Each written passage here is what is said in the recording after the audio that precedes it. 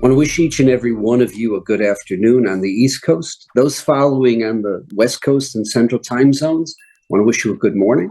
And those following from Israel and from parts abroad in Europe, wishing each of you a good evening.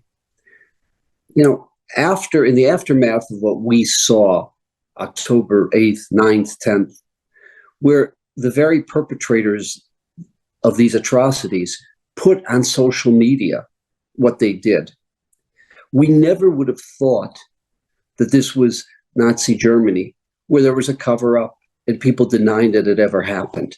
We would have never thought that, because the very perpetrators, you know, the Hamas, Nukhba, the Palestinian population, the Muslim Brotherhood, subscribers of that theology were so proud of the brutality of the raping of Jewish women, the raping of Jewish men, the beheading of Jewish infants, the burning of Jewish children. But yet what's happened? In the halls of Congress, in the halls of the European Parliament, we have a situation where the world is denying what happened. They're denying what happened. One of those individuals who has spent the last 2 years scientifically showing and proving the atrocities so that the world will have a record, despite what happens in the United Nations, despite what happens in various branches of the UN, including those who stand for women's rights, denying all of this. We have one of the historians who is proving the case and sharing for history's sake, and that is Alon Penzel. Many of us have read the accounts in One Day in October. The English translation, of course, is Toby Press, One Day in October. It's a must-read for everyone. Those who go to Israel, to Jerusalem, there's an exhibit right now that exists in the Museum of Tolerance. So there are many doing this, but one of the most significant who can articulate this and who's been committed his life to this over the last 2 years is Alon Penzel. Alon, we thank you for making time for us. We thank you for sharing with us. And we want to hand it over to you at this point. Thank you very much. I think for all the reasons you mentioned, I did what I did. I documented the atrocities. I made sure that the international community knows exactly what happened. Generally, I'm 24-year-old. I'm from Israel. I was the spokesperson for the foreign media in Israel's IDF, for the Unit of Coordinations of Government Activities in the Territories. When October 7th occurred, I felt the obligation, the duty as a grandson of a Holocaust survivor to take action. And I went down there and I started documenting what had happened. I was interviewing Nova survivors and Zaka volunteers, the rescue forces, Israel's Medical Forensic Institute's members, trying to get basically to get information and get to the bottom of what happened, to get to the very specific details of the atrocities that occurred on October 7th from every aspect of the attack, from the party to the kibbutzim, to the deadly roads, from children to women to men to elderly, to sexual abuse, trying to cover every aspect in order for the book that finally came out, Testimonies Without Boundaries, Israel, October 7th, 2023, to become documentations for generations to come. And at the beginning, I was interviewing Zaka volunteers, the rescue forces who arrived in the kibbutzim, who were basically assigned with a cruel task to examine to collect, to pick up the bodies that were everywhere, basically in the kibbutzim and the party area. And the stories, the testimonies, the real accounts that I heard, that I was exposed to, are still incomprehensible for me. We know children were beheaded. We know how cruel the atrocities are, but when you hear the very specifics of what happened, you understand the extent of cruelty of the terrorists. You understand that this attack was completely premeditated and that the cruelty wasn't an intention of one or two terrorists, but but the very fact that Hamas terrorists and basically everyone who invaded Israel that day didn't only intend to kill and murder Israelis, but also had a very clear purpose to terrorize, frighten, humiliate, abuse Israelis and non-Israelis as well.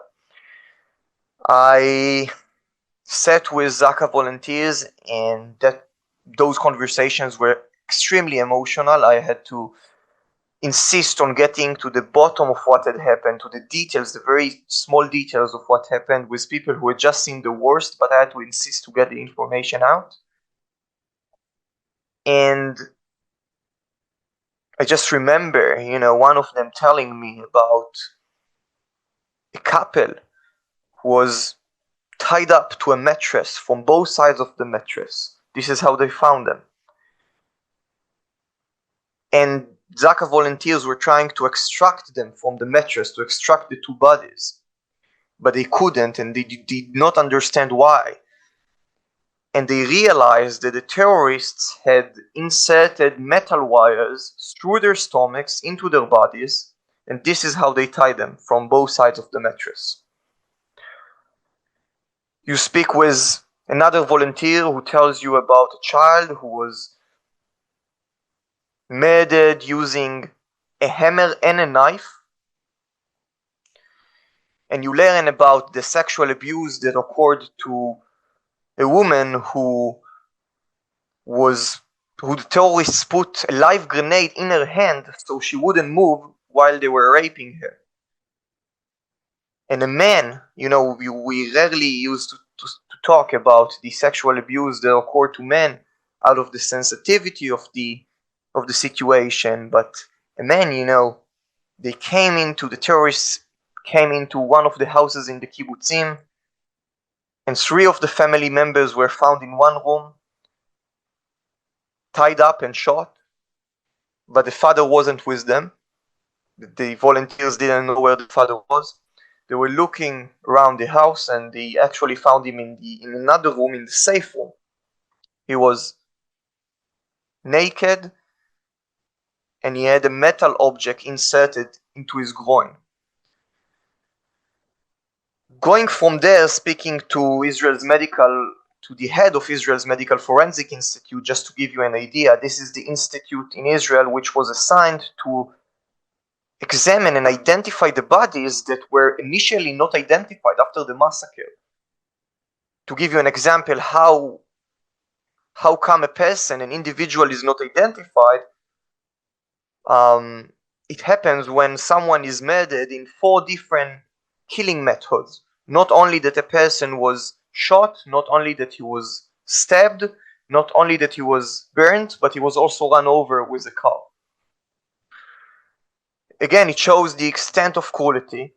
And in the second chapter of my book, I actually go through the condition of the bodies and the situation, how it reached such a situation where bodies could not be identified after October 7th. Alon? Yeah. Would you please show the book on the screen to all of us? Absolutely. The book is Testimonies Without Boundaries, Israel, October 7th, 2023. It's available on Amazon in several languages, multiple languages already. Is it self-published, or is there a publishing company? There is a publishing company. I can tell you, this is very interesting. While I first published it on Amazon, I was very excited. It was basically written in Hebrew, then translated to English. I was publishing it, uploading the manuscript to Amazon.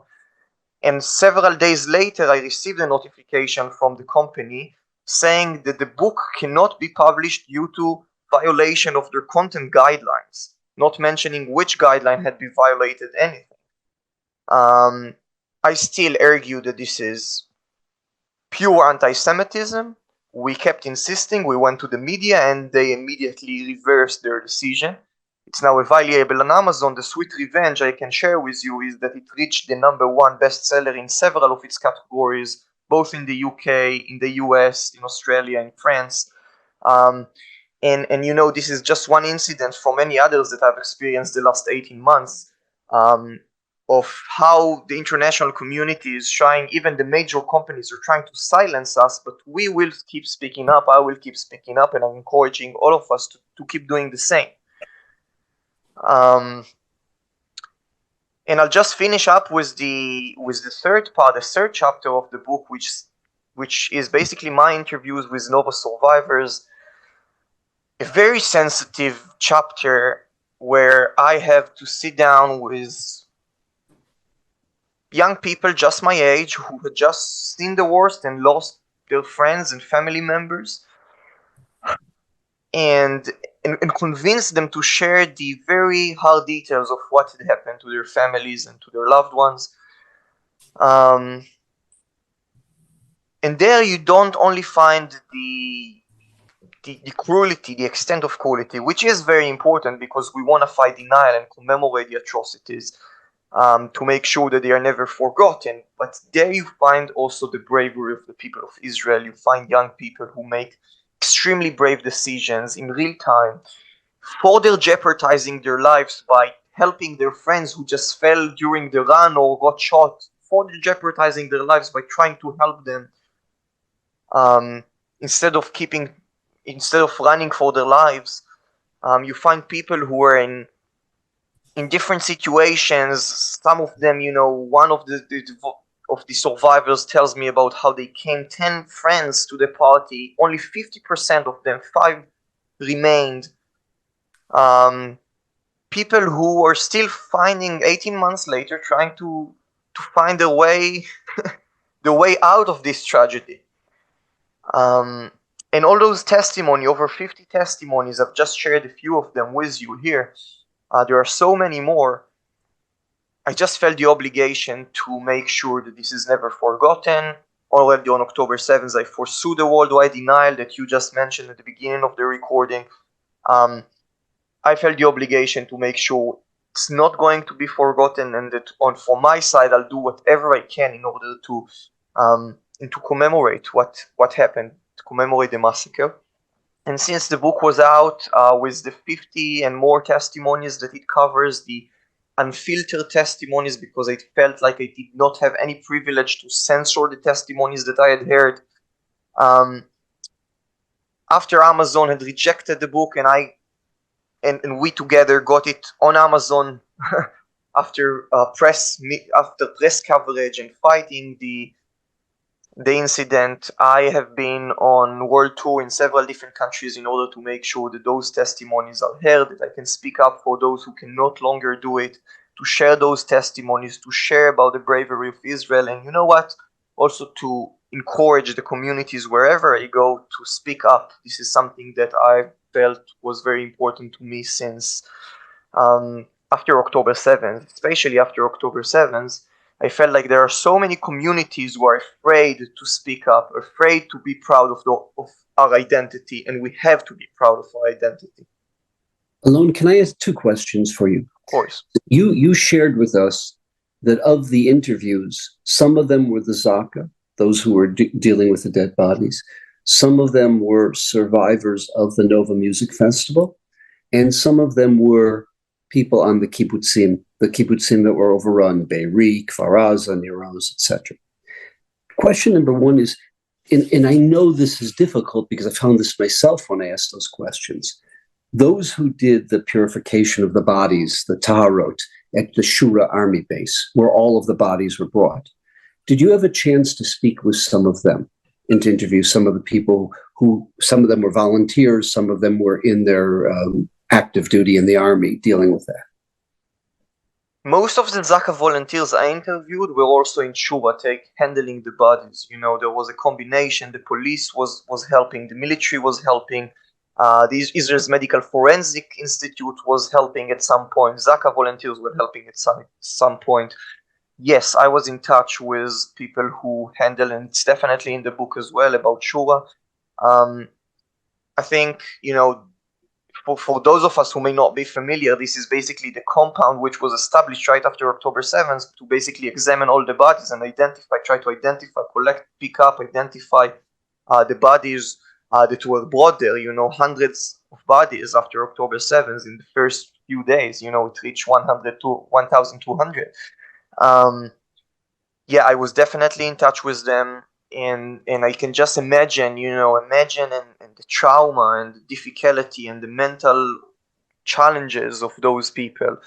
I can tell about myself, about everything that I've witnessed and been exposed to, throughout the collection of the testimonies, the documentation throughout, I've been dealing with it since October 7th.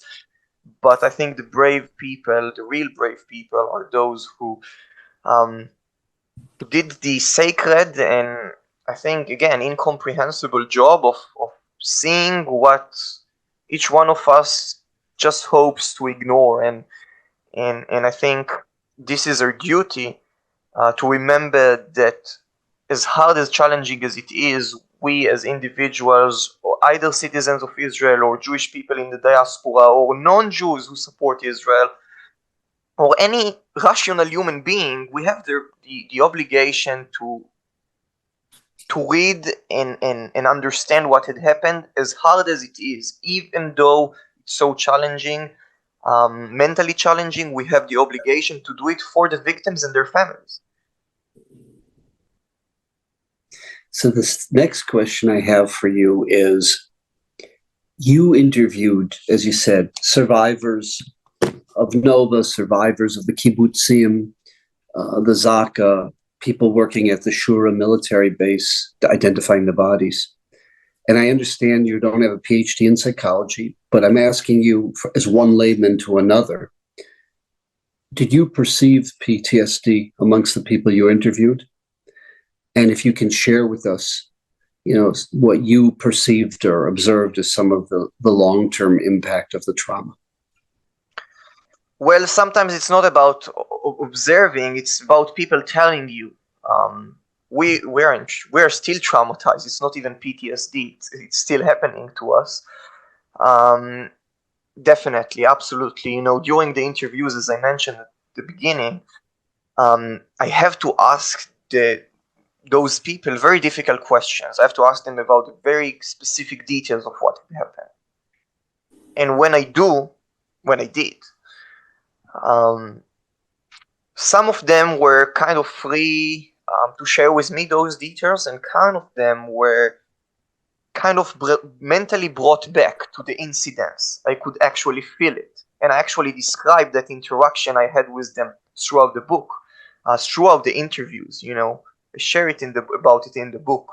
About, for instance, I'll give you an example of a person, a Nova survivor, who tells me about him hiding for hours in a small ditch, squeezed between two bodies, after running for hours, having no water.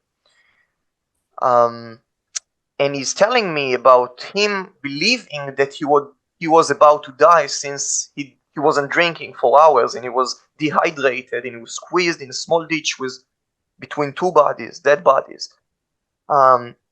And while he was telling me that, he started choking, and he actually couldn't breathe. And I remember myself insisting on stopping the interview and asking him to go get a cup of water. He insisted on continuing the interview. But you could tell by those incidents, and there were many more, when I asked some difficult questions, sometimes I received some,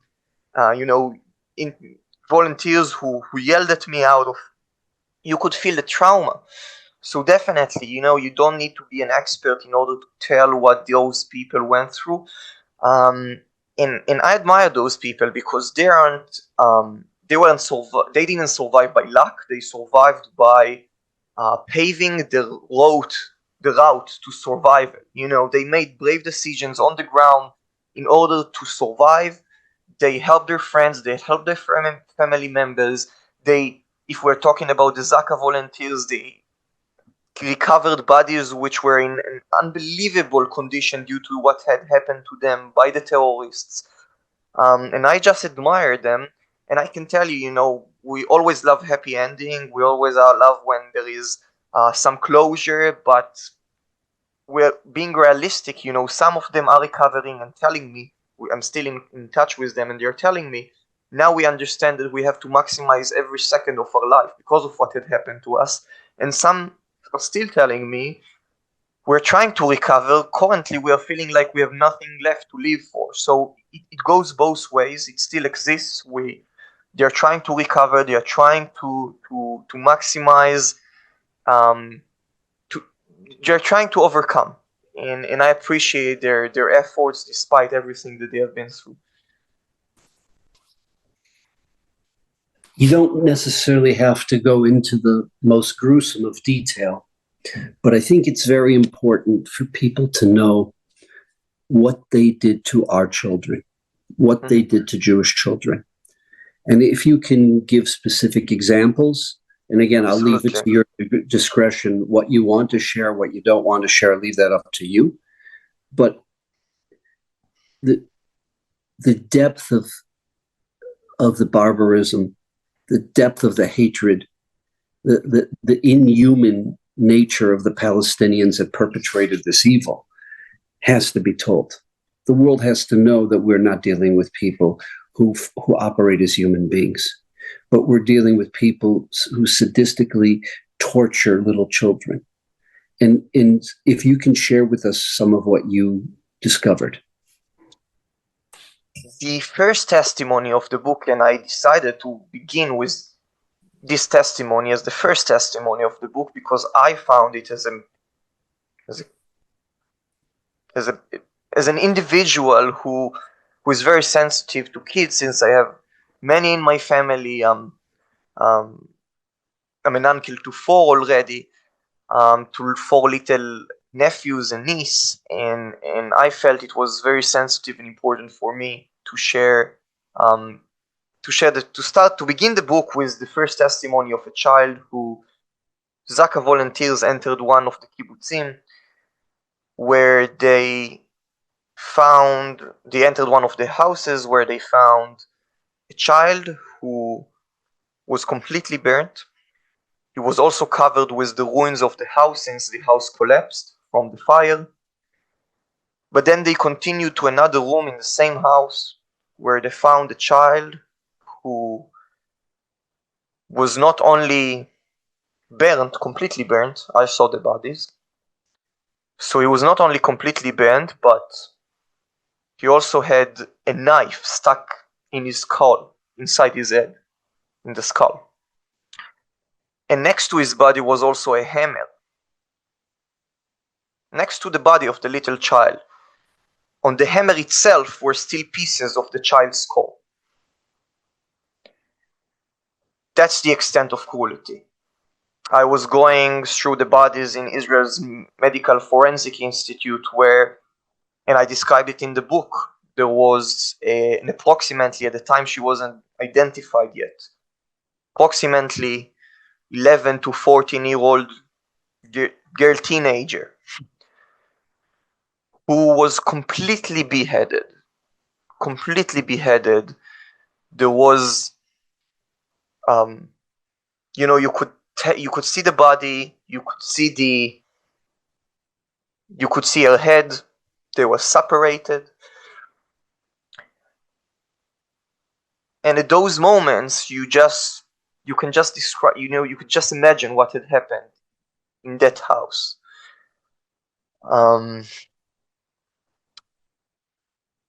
Speaking, it makes me very emotional when I speak about it, and I can tell you about myself, looking at the body, describing what had happened, talking about the atrocities, that's one thing. But later, when you actually comprehend that we're talking about real human beings and that this happened just 1.5 years ago in the sovereign territory of Israel, it makes it even harder when you understand that we're talking about real people, real kids, real children who suffered unbelievably before and during their death.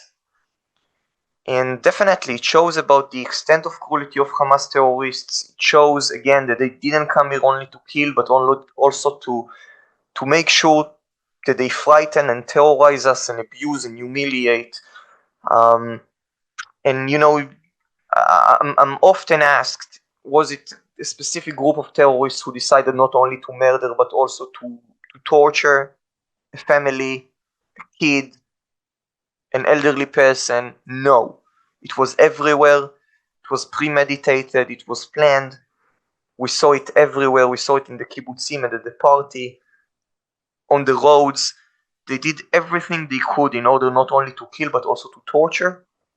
They burned people to the extent that their families wouldn't even have a grave to grieve on because there was nothing left of the bodies. They didn't only burn people in order for them to be dead. They burned them in order for having no remains out of them. For Israel not to be able to identify, for families not to be able to identify their loved ones. Everything was premeditated. That was the extent of evil and cruelty. Absolutely. One of the things that's come out, it was reported right from the start, the nature of the rapes, destroying women's pelvises, like you said, beheading them while they were raping them, that came out early. But what's coming out now is the raping of men. What these Palestinians did to our men. Just, inhuman. So, again, I already on October 7th, I foresaw that if there was, on the very same day, I didn't really know whether there was sexual abuse or no, the very first day. But I imagine that even if there was sexual abuse, then the incidents that occurred to women would come out sooner than the incidents that happen to men, since, again, the sensitivity of the topic. And my job, I felt like my job was to reveal and introduce to the international community and make sure that it is out, to make sure that the testimonies of men who were sexually abused are told as well, because it happened as well. And again, just like the testimonies I shared about the man who was found with a metal object inserted into his groin, I shared about a testimony of at the Novapest festival where men's dicks were cut off and put in their mouths. It happened. And the cruelty when it comes to sexual abuse occurred to women, but to men as well. And my obligation in the book was to reveal that information as well. To make sure that, again, those atrocities are never forgotten. It's interesting that you say that. The Muslims in Syria did that in 1973. There was a very limited amount of soldiers on the Golan Heights. And when soldiers came up to the Golan Heights to reinforce after they heard that there was an attack, that's how they found their fellow soldiers. Wound in barbed wire around these fence with their male genitalia in their mouths after having been cut off, like you said. Yep. During the book, it's inhuman. It just not just as a Jew, a human being cannot fathom things like that. Yep. What they perpetrated in the name of Islam, what they perpetrated in the name of the Muslim Brotherhood, is just. The Nazis tried to hide their crimes, and they bragged about it. These subhumans. I can't call them an animal because an animal would never act that way, would never perpetrate that kind of an evil. What the Palestinians have done, and then when they realized how stupid they were by publicizing this to the world, then they tried to backtrack. Again, they have a history of being liars. So then they lied about the very videos they put up. But what you've done in your book is document geographical location, individuals. You've documented it step by step, that the Palestinians will never be able to lie to the world, and that people like Jamal Bowman, who was a member of Congress in the United States Congress, subhumans like this who carry on and just deny the truth, will never be able to do that, whether in the halls of the United Nations, whether in the halls of the EU, or whether in the halls of Congress. And I can tell you that my obligation, again, there is one thing is to publish the book with all its testimonies, but the next is to actually make sure that people are exposed to it. And since again, my purpose wasn't only to publish a book in order to say I did it, but to actually make sure that it is actually stays with us for generations, then I've spoken in so many conferences, and I've spoken in the British Parliament, in the House of Lords, and just next week I'm going to visit Bosnia and the Netherlands and so many other countries in order to make sure that those testimonies are out. And I can share with you that during those journeys that I've had the last year, since the book was out, I've been exposed again to the extent of anti-Semitism, anti-Zionism. It's completely the same around the world, especially across Europe and the United States. And that anti-Semitism is expressed by the denial of the October 7th atrocities. And as you were saying, it doesn't only happen in the streets, it's institutional. It happens in many parliaments around the world. It's kind of hard again to comprehend that there are people, leaders, so-called politicians, who support those or deny those atrocities, it's more accurate to say. And I think, I'm just sharing this with you because I feel like we all need to encourage our friends, our neighbors, our family members, our communities around us to speak up for what happened to the people of Israel, for what happened on October 7th, because if we don't do it, no one is going to do it for us. I feel like there are so many people around the world, Jewish people or pro-Israeli members, who are afraid to do it, although they know the truth is on our side, because of that anti-Semitism and anti-Zionism that we have just talked about. But again, if we don't do it, no one will do it for us. So there is no choice. I'm encouraging everyone who's watching us right now to take action. On my behalf, I can only share with you, I'll keep sharing the message, sharing the stories, sharing the testimonies, speak up for those who can't everywhere I can, everywhere I'm invited to. And I'm just encouraging you to do the same.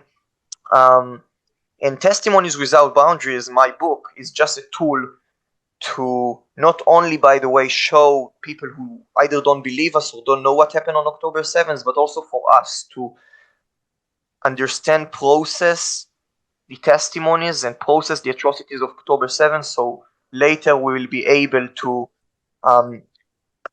share it with people around us. So I would ask everyone listening, you can get on Amazon Testimonies Without Boundaries by Alon Penzel, Penzel.